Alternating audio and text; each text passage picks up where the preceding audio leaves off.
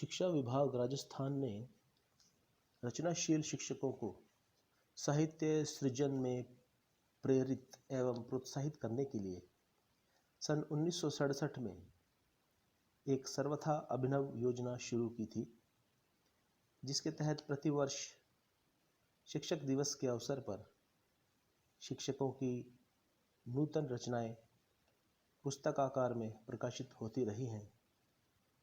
सन 1994 में बाल साहित्य संग्रह बरसे बादल बहता पानी से एक कहानी प्रस्तुत है।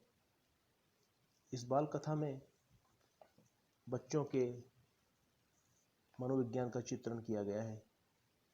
कहानी का शीर्षक है वहम का भूत। शीतल यूं तो अभी 5वीं में ही पढ़ रही थी, पर उसे अपने पाठ्यक्रम की पुस्तकों के साथ साथ चित्रकथा, कहानी, कविता पढ़ना भी बुरा नहीं लगता। जब भी कोई नई कहानी कविता पढ़ती तो दिन रात उसी के पात्र उसके साथ घूमते फिरते महसूस होते। परियों की कहानी पढ़ती तो खुद को परी बना लेते सपनों में। चोर सिपाही की कहानी होती तो वह देखती कि किस तरह वह सिपाही हो गई है और चोर को पकड़ रही है, फिर सब उसे शाबाशी दे रहे हैं। इन कविता कहानी के जरिए वह कई कई जगह देख चुकी है अपनी कल्पना में। क्या ऊंचे ऊंचे पर्वत, आसमान की तरह फैले असीम समुद्र, झरझर बहते झरने, हरियाली बिखेरते खेत और जाने क्या क्या। लेकिन परसों जो उसने बावड़ी वाले भूत के बारे में पढ़ा तो सचमुच उसके रोंगटे ही खड़े हो गए और सिहरन पूरे शरीर में आसमानी बिजली की तरह कौंध गई। मन या मस्तिष्क के किसी कोने में डर बैठने की अपनी जगह खोजता लग रहा था। मम्मी या पापा से बात करने की सोची, फिर सोचा कि दूसरे सोचेंगे कि इतनी बड़ी होकर भी डरती है, क्या सचमुच भूत होते हैं? वह इसी खोज के लिए अपने दिमाग में इस प्रश्न को मथ रही थी कि तभी पीछे से उसकी दोस्त नीना ने कंधे पर हाथ मारा। हाय शीलू, हाय, चीख पड़ी शीतल। ए, क्या हुआ? भूत। अरे क्या पागलपन है। अच्छा नीना, तुम हो? मैं तो डर ही गई थी। नीना, तुम्हें मालूम है भूत होते हैं? पता नहीं भाई, हमने तो देखे नहीं। चलो तुम्हारी मम्मी से पूछते हैं। आंटी, क्या भूत होते हैं? अरे नहीं बेटा। किसने कहा तुमसे? मैंने वो कहानी पढ़ी थी, बावड़ी वाला भूत। अरे चल भी शीलू, अपना खेलने का समय निकला जा रहा है। खेल कर आने के बाद भी जैसे भूत वाली बात शीतल के चारों ओर घेरा डाली थी।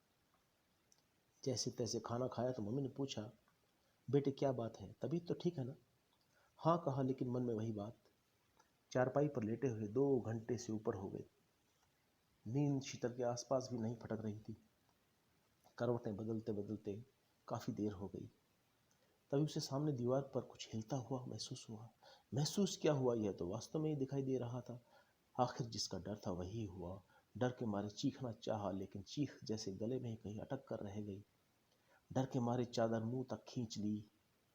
कुछ देर बाद सिर्फ आंखें चादर से बाहर निकाल कर देखा, अभी भी भूत वहीं था। तो क्या मम्मी उससे झूठ बोली कि भूत नहीं होता? नहीं, ऐसा नहीं हो सकता।